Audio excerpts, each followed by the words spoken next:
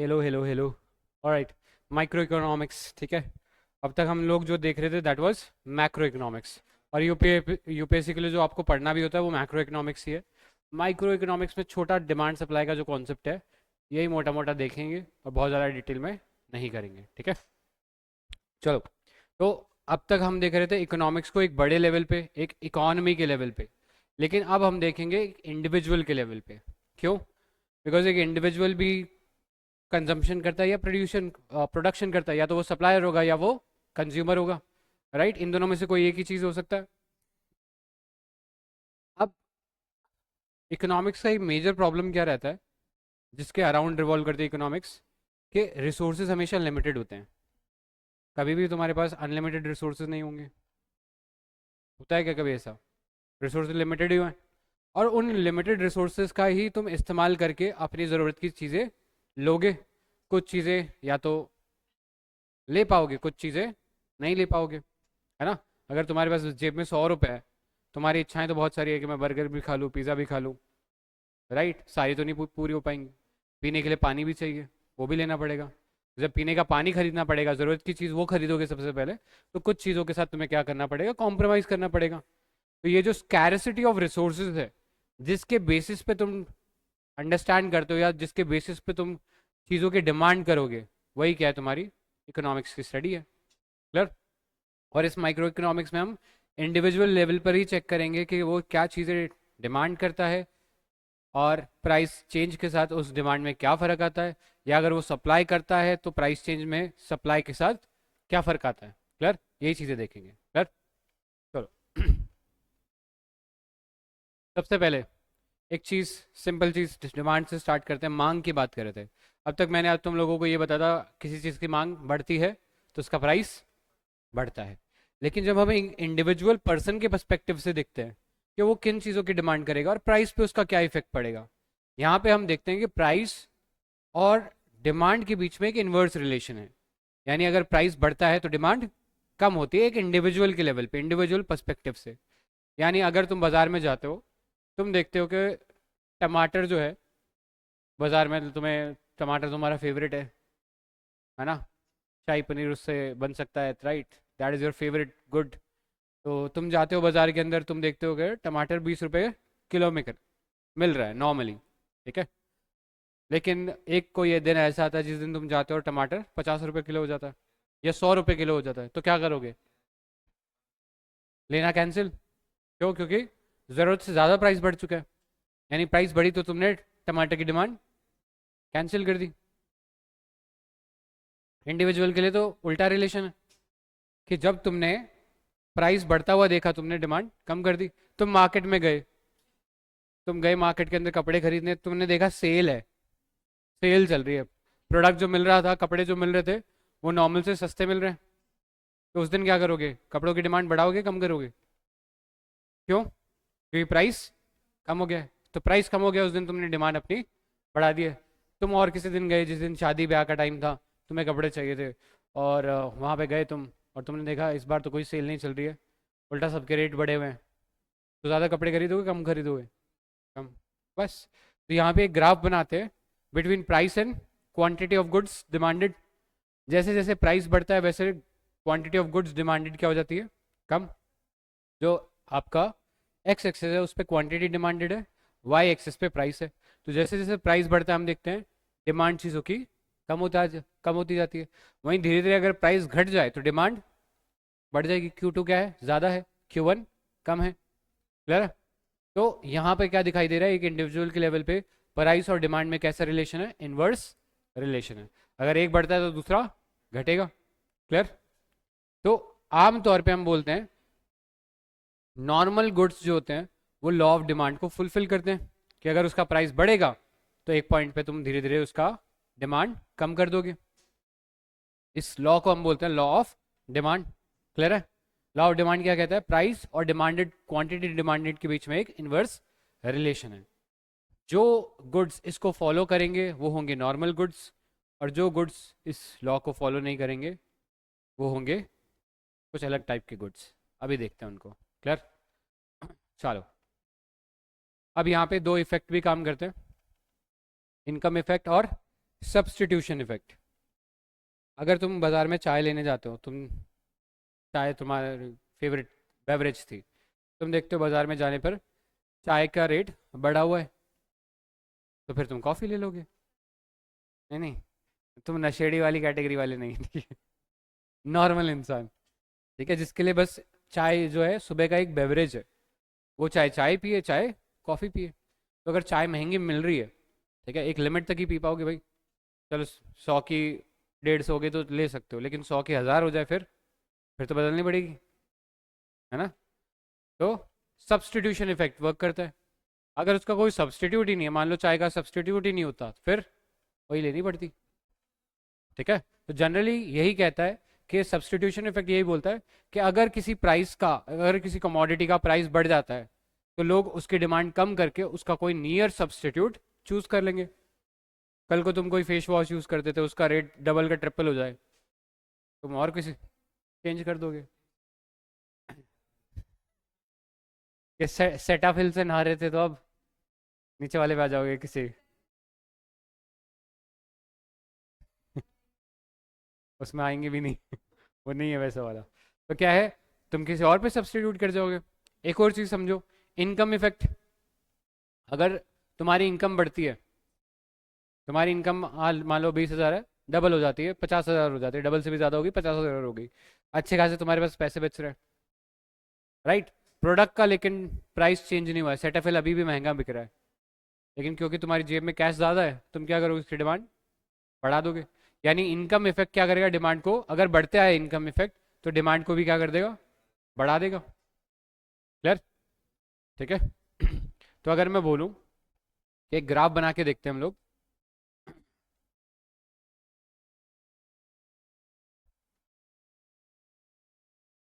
मैं बोल रहा हूँ, लॉ ऑफ डिमांड ऐसे वर्क करता है, यहाँ पे तुम्हारा प्राइस होता है, यहाँ क्वांटिटी डिमांडेड होती है। मैं बोल रहा हूँ कि भैया इनकम बढ़ गई है, ठीक है। तुम पहले मान लो ये P1 प्राइस के ऊपर Q1 कमोडिटी खरीद रहे थे, लेकिन अब क्योंकि तुम्हारे जेब में कैश ज़्यादा है, तुम उसी प्राइस पे ज़्यादा क्वांटिटी खरीद सकते हो, यानी Q2 यहाँ कहीं खरीद सकते हो। यानी ग्राफ जो है वो कुछ इस डायरेक्शन में शिफ्ट हो जाएगा। अगर इनकम बढ़ रही है, तो जो डिमांड का ग्राफ है वो राइट साइड शिफ्ट हो जाएगा। अगर मैं बोल दूं तुम्हारी इनकम कम हो रही है, इनकम कम हो रही है, पहले तुम इस प्राइस के ऊपर Q1 के ऊपर Q1 क्वांटिटी जो थी P1 प्राइस पे खरीदती थी, लेकिन तुम्हारी इनकम कम हो गई है, यानी उसी पैसे पे तो अब जो सामान खरीदोगे कम कर दोगे, कारण इनकम कम हो गई है। यानी तुम्हारा जो नया आएगा वो कहीं हम बोल सकते हैं यहाँ कहीं आ जाएगा, क्वांटिटी डिमांडेड कम कर दोगे, ठीक है, लेकिन प्राइस तुम वही रखना चाहते हो। तो हम देखते हैं तुम्हारा ग्राफ जो है वो कुछ इस तरफ शिफ्ट हो गया। क्लियर है। तो नया इनकम इफेक्ट क्या क्रिएट कर सकता है, आर्टिफिशियली डिमांड बढ़ा सकता है विदाउट चेंज इन प्राइसेस। तो इनकम बढ़ेगी तो डिमांड बढ़ेगी, इनकम घटेगी तो डिमांड घटेगी। क्लियर है। नेक्स्ट देखो, अब टाइप्स ऑफ गुड्स देखते हैं इस कॉन्सेप्ट के बेसिस पे। जो नॉर्मल गुड्स होते हैं वो तो इस लॉ ऑफ डिमांड को फुलफिल करेंगे, जो नॉर्मल गुड्स होते हैं वो लॉ ऑफ डिमांड को फुलफिल करेंगे कि अच्छा प्राइस बढ़ा तो लोग ने उसकी डिमांड कम कर दी। लेकिन दुनिया में इसके अलावा भी गुड्स होते हैं, जैसे इंफीरियर गुड्स, वो गुड्स जो घटिया क्वालिटी के हैं और ये लॉ ऑफ डिमांड को फुलफिल नहीं करते, मतलब इनका प्राइस बढ़ेगा तो तुम इनकी डिमांड नहीं करोगे, या तुम्हारी इनकम बढ़ेगी तो तुम इनकी डिमांड नहीं करोगे, ठीक है। जैसे मान लो तुम बीड़ी पीते थे, ठीक है, तुम्हारे पास पैसे आ गया, आई बस में करेक्ट। या तुम मतलब कोई डालडा घी सुना होगा तुम लोगों ने, पहले वो लोगों को दिया जाता था। हाँ हाँ, आज से ज़्यादा नहीं, 15 एक साल पहले की बात कर सकता हूँ। हाँ ऐसा समय। अब तो बोल सकते हैं इतना ग्रीन रेवोल्यूशन, एग्रीकल्चर फैग्रीकल्चर, आईटी वाईटी का डेवलपमेंट होने के बाद हम निकले हैं उस जगह से, नहीं तो आज से 15-20 साल पहले तो डालडा घी शादियों में यूज होता था, जो सबसे घटिया क्वालिटी का घी होता है, कारण इनकम ही नहीं थी।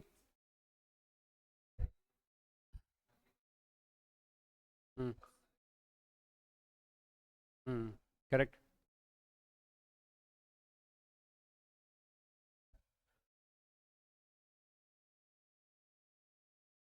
तो कहने का मतलब क्या है, इनकम बढ़ती है तो ऐसे इंफीरियर गुड्स का जो डिमांड होता है डिक्रीज हो जाता है। आमतौर पे तो दिखता है इनकम बढ़ती है तो डिमांड भी बढ़ती है। कि तुम्हारी इनकम बढ़ी है तो तुम टमाटर भी ज़्यादा खरीद रहे हो, कपड़े भी ज़्यादा खरीद रहे हो। हाँ, हाइड्रोजनेशन। हाँ, तो मान लो पहले तुम जाते होगे जूडियो में,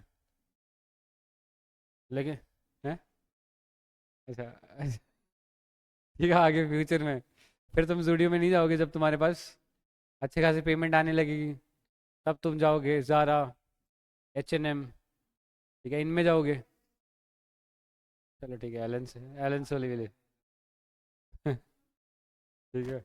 तो समझ में आया, इन्फीरियर गुड्स वो गुड्स है इनकम के साथ उनकी डिमांड डिक्रीज हो जाएगी, लॉ ऑफ डिमांड को वो ब्रेक कर, मतलब लॉ ऑफ डिमांड से अलग चलते हैं। क्लियर है। इसके अलावा एक और टाइप का गुड्स हम बोल सकते हैं, जो जनरली हम देखते हैं गिफिन गुड्स, जिन्हें हम बोलते हैं गिफिन गुड्स, ऐसे गुड्स जो इन्फीरियर क्वालिटी के हैं लेकिन लॉ ऑफ डिमांड को ब्रेक करते हैं। कैसे? कि अगर प्राइस बढ़ता है तो उनकी भी डिमांड बढ़ जाती है? गलती से ट्रेंड में आ जाए, हाँ वो भी एक मुद्दा हो सकता है कि घटिया चीज़ ट्रेंड में आ गई।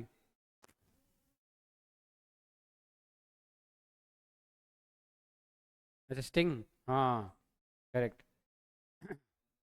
हाँ, तो हवा चल जाती है, वो भी एक मुद्दा हो सकता है। बट जनरली हम देखते हैं ऐसे घटिया गुड्स जो कि प्राइस बढ़ने के साथ, इन घटिया गुड्स का प्राइस बढ़ने के साथ इनकी भी डिमांड बढ़ जाती है। ठीक है। इसका एक क्या,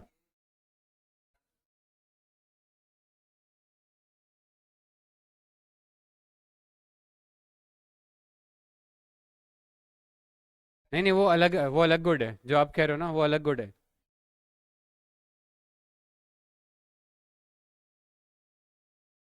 अच्छा, दोनों एक ही वीडियो देखते हो अच्छा, चलो। हाँ, चलो, ऐसा समझो, मान लो एक परिवार के पास 100 रुपया था, ठीक है, उसमें वो 50 रुपये का देसी घी खरीद रहा था। हाँ, हाइपोथेटिकल सिनेरियो है, काल्पनिक, रियलिटी से इसका कोई लेना देना नहीं है। ठीक है। एक डब्बा तो वो देसी घी का लेता था, बाकी उसको घर में और 5 डब्बों की ज़रूरत थी घी की, तो उसके लिए वो कहाँ जाता था? डालडा। डुप्लीकेट मारना नहीं है उन्हें, ठीक है। डालडा घी 10 रुपये का ये आता होगा, इसके ये 5 डब्बे लेता था तो इसके पूरे हो जाते थे टोटल। टोटल घर में 6 डब्बे आते थे, एक देसी घी का और एक बाकी 5 जो है डालडा घी के। लेकिन एक सिनेरियो ऐसे पैदा हो जाता है जहाँ पे डालडा घी का जो रेट है बढ़ जाता है। डालडा घी का जो रेट है 10 से 15 रुपये हो गया, लेट्स से। हाँ नहीं, उसको तो टोटल 6 डब्बे चाहिए, सारा डालडा लेना पड़ेगा, क्योंकि देसी घी का तो अगर ले भी पाएगा तो 2 ही डब्बे ले पाएगा, और उससे तो डिमांड पूरी नहीं होनी, आधे घर वालों को घी नहीं मिल पाएगा।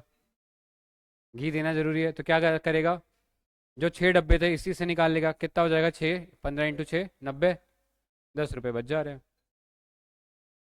10 रुपये का धनिया। ठीक है। तो एक सिचुएशन ऐसी आ सकती है जहाँ पे प्राइस बढ़ने के बावजूद भी जो इन्फीरियर गुड है उसका प्राइस, उसकी डिमांड बढ़ जाए, और ऐसे में ये गुड लॉ ऑफ डिमांड को ब्रेक करेगा, और इन गुड्स को क्या बोलते हैं? Giffen goods. आ रही है बात समझ में? ये जो इकोनॉमिस्ट था गिफन, जिसने ये प्रिंसिपल दिया था, उसके नाम पे ये गुड्स का नाम पड़ गया है। क्लियर? समझ में आया? नेक्स्ट, अभी हाँ तुमने एक गुड का नाम बोला था कि प्राइस बढ़ने के साथ उसका डिमांड भी बढ़ गया। ठीक है। इन गुड्स को हम बोलते हैं वेबलिन गुड्स।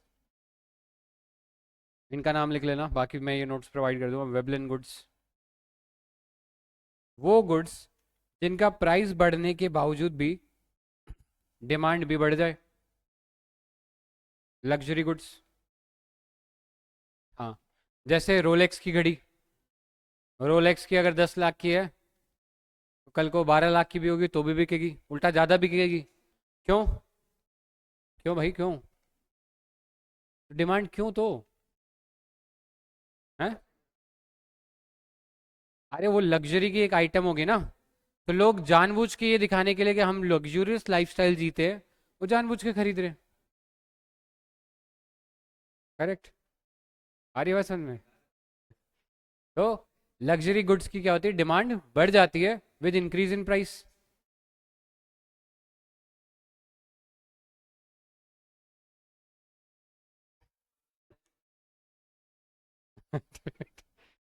क्योंकि उसके पास वैसे 18 करोड़ का ही है। ठीक है। पता है ना कौन सी टीम में वो, उनके मालिक कौन है? क्लियर। तो ऐसे गुड्स को क्या बोलते हैं, वेबलिन गुड्स, कि प्राइस बढ़ने के साथ इनका भी बढ़ रहा है। क्लियर।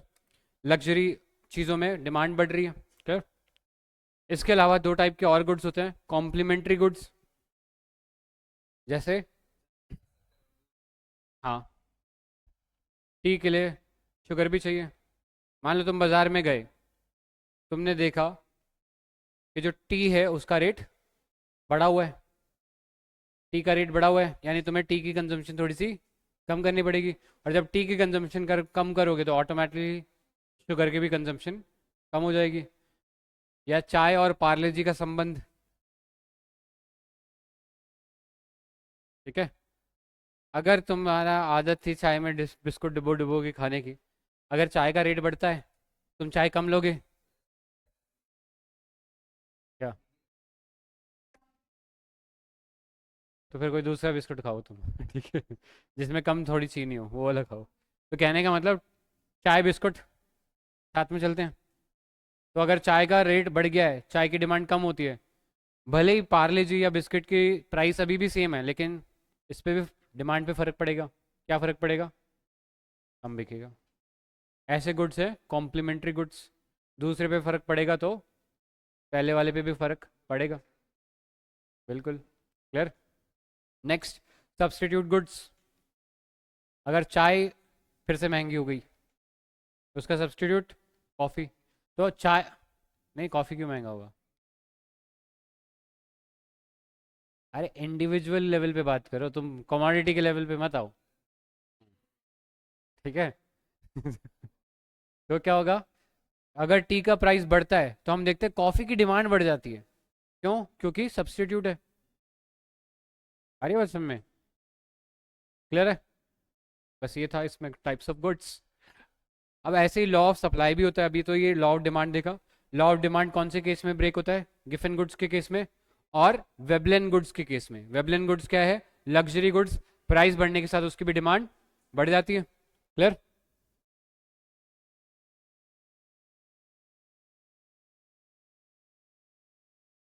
तो ये तो बता ही दिया तुम लोगों को। नेक्स्ट,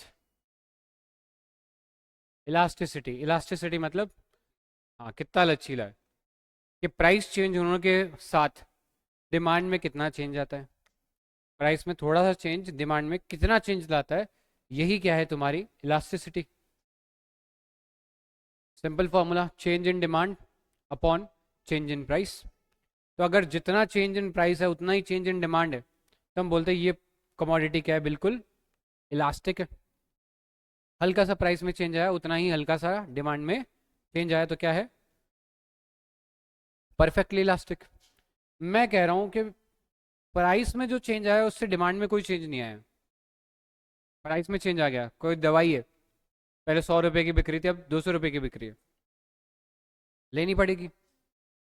यानी प्राइस चेंज हुआ, लेकिन कॉरस्पॉन्डिंगली आप देखते हो डिमांड में चेंज नहीं हुआ।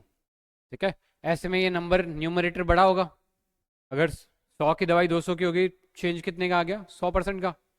लेकिन डिमांड में जीरो फर्क है या बिल्कुल बहुत छोटा बारीक फर्क है, यानी न्यूमरेटर कैसा होगा? छोटा होगा।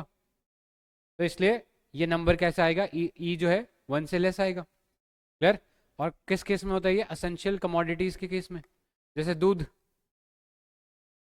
असेंशियल है, बिना उसके ना तो छाछ बनेगी, ना दही बनेगा, ना चाय बनेगी, ना कॉफ़ी बनेगी, तो वो तो लेना ज़रूरी है। तो 2 रुपया बढ़ेगा भी तो लेना पड़ेगा, कोई यस कोई चांस ही नहीं है, आपको लेना पड़ेगा।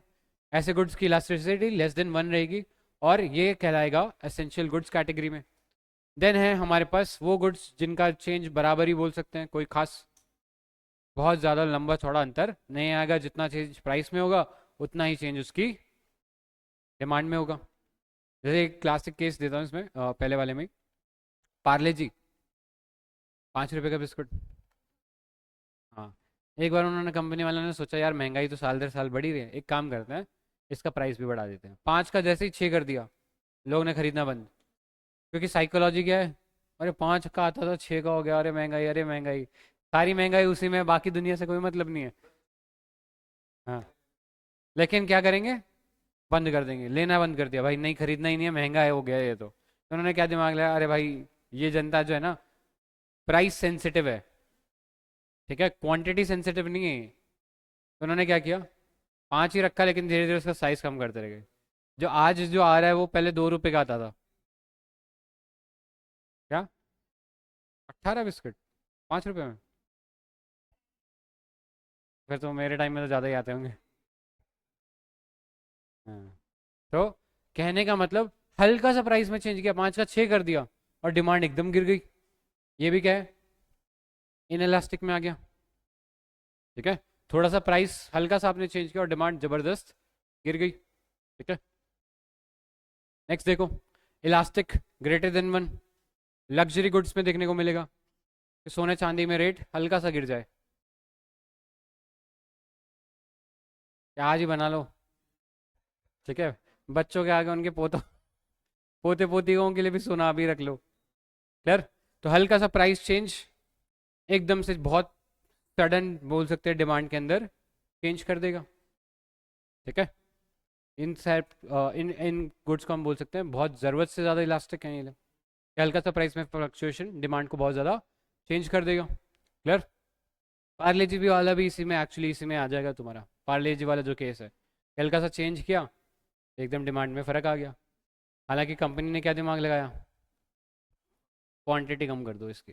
ठीक है, चलो।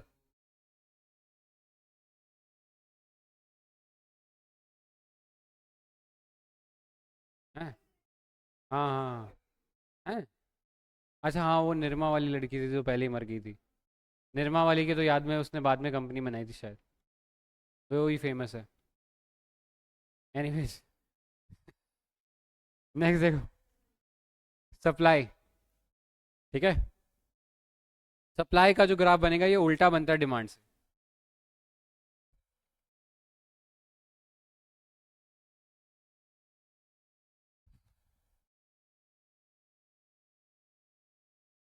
जिंदा है अभी भी?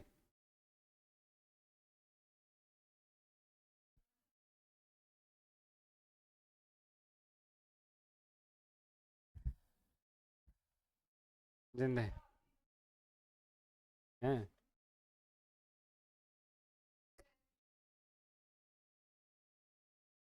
बस बच का हो गया तुम दोनों का, वही तो मैं कह रहा हूँ ये। हाँ, वो तो है, बहुत पुराना बिस्कुट है, इसलिए हर वीडियो पे विश्वास नहीं करना चाहिए।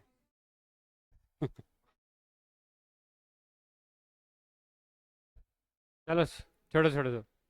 देखो, प्राइस और क्वांटिटी के अंदर हम, अगर मैं शॉपकीपर हूँ या तुम शॉपकीपर हो, मान लो आज तुम एक कमोडिटी बेच रहे हो, उसका एक प्राइस है।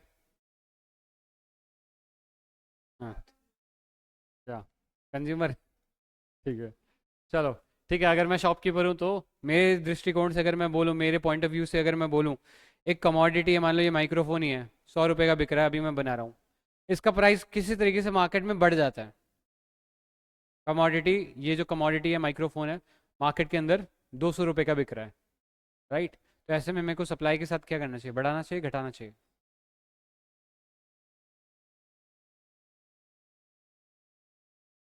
अरे मुझे फ़ायदा कब मिलेगा, जब मैं इसे मैं महंगा बेचूंगा। तो अगर बाजार मांग रहा है कि 200 रुपये में दो, तो मैं क्या करूँगा, सप्लाई बढ़ाऊंगा, कि मैं भी बहती गंगा में हाथ धो लेता हूँ, इसको 200 रुपये में बेच लेता हूँ। ठीक है, तो यानी जैसे जैसे प्राइस बढ़ेगा वैसे वैसे क्वांटिटी बढ़ेगी। ये ग्राफ डिमांड वाले के उल्टा है। डिमांड वाला ग्राफ तो क्या कह रहा था, प्राइस बढ़ता है तो डिमांड घटेगी। ठीक है, वो उल्टा बन रहा है इसका। लॉजिक समझ में आ गया इसमें, समझने जैसा कोई खास वो भी नहीं है कि हर आदमी प्रॉफिट कमाना चाहता है। अगर शॉपकीपर को महंगा बेच सकता है उस प्रोडक्ट को तो वो महंगा बेचना चाहेगा, है ना। सब्जी वाले की तो ये इच्छा होती है कि तुम टमाटर 100 रुपए किलो के भाव से लेके जाओ, लेकिन तुम्हारी इच्छा तो नहीं है। तुम्हारा तो लॉ ऑफ डिमांड चलता है। तुम्हारी इच्छा है कि मैं फ्री में ले जाऊं। दोनों मतलब एक का ग्राफ बोल सकते हैं ऊपर से नीचे की तरफ आ रहा है, और दूसरा का बोल सकते हैं ऊपर से नीचे की तरफ जा रहा है। तो दोनों को बीच में कहीं मिलना पड़ेगा, तभी क्या होगा, लेन देन हो पाएगा यार। तो ऐसे ही हम पहुंचते हैं एक पॉइंट पे जिसे हम बोलते हैं इक्विलिब्रियम पॉइंट।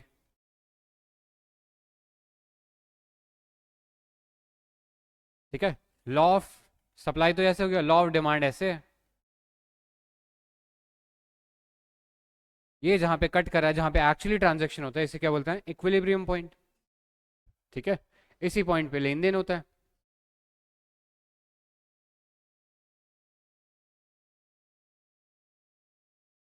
केमिस्ट्री में भी था, मैथ्स में नहीं होता। Correct, titration. चलो, समझ में आया। जिस पॉइंट पे लॉ ऑफ सप्लाई और लॉ ऑफ डिमांड एक दूसरे को कट करेंगे, ये दोनों ग्राफ कट करेंगे, उसी पे क्या होगा, मार्केट के अंदर ट्रांजैक्शन होगा, लेन देन उसी के ऊपर होगा। क्लियर। चलो, अब इस आधार पे हम देखते हैं टाइप्स ऑफ मार्केट। ठीक है, एक छोटा सा और टॉपिक है इसके अंदर, टाइप्स ऑफ मार्केट। ठीक है, अब टाइप्स ऑफ मार्केट हम जनरली बोलते हैं एक बाजार के अंदर परफेक्ट कंपटीशन होना चाहिए। वो सबके लिए बेनिफिशियल होता है, वो सप्लायर के लिए भी बेनिफिशियल होगा, कंज्यूमर्स के लिए भी बेनिफिशियल होगा। ठीक है, परफेक्ट कंपटीशन मतलब एक मार्केट जिसके अंदर ना तो एंट्री पे कोई पाबंदी है ना एग्जिट पे कोई पाबंदी है, कोई भी आ सकता है मार्केट में और कोई भी जा सकता है।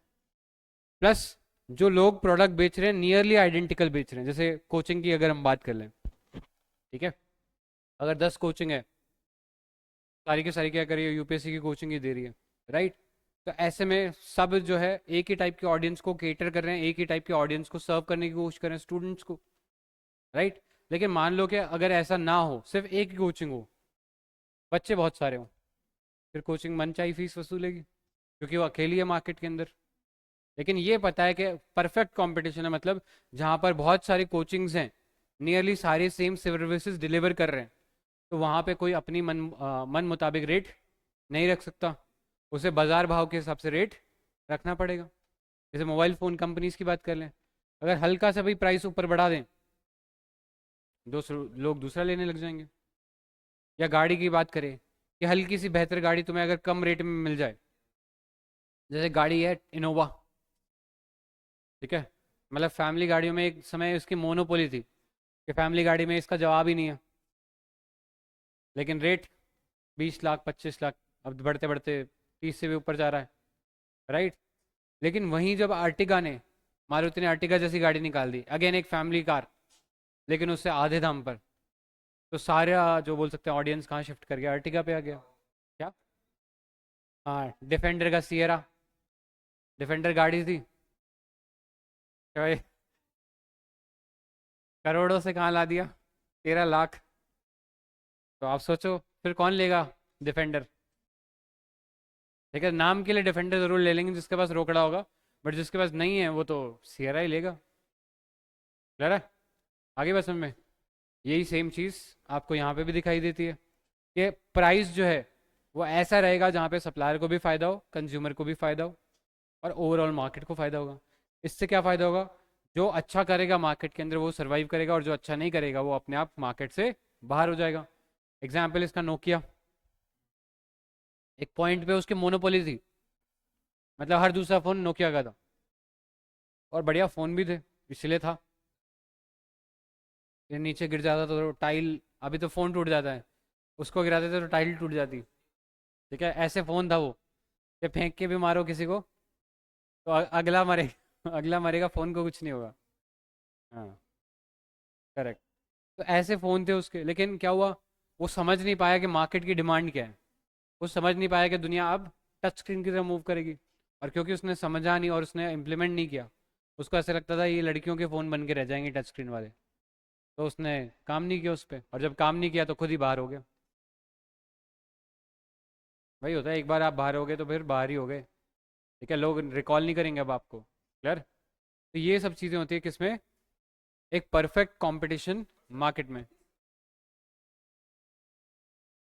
लेकिन ले नहीं रहे ना, फ़ोन तो आ रहा है, ले नहीं रहे, इसका मतलब क्या है, इतना नहीं है ट्रस्ट। ठीक है, सैमसंग आईफोन में ज़्यादा ट्रस्ट है।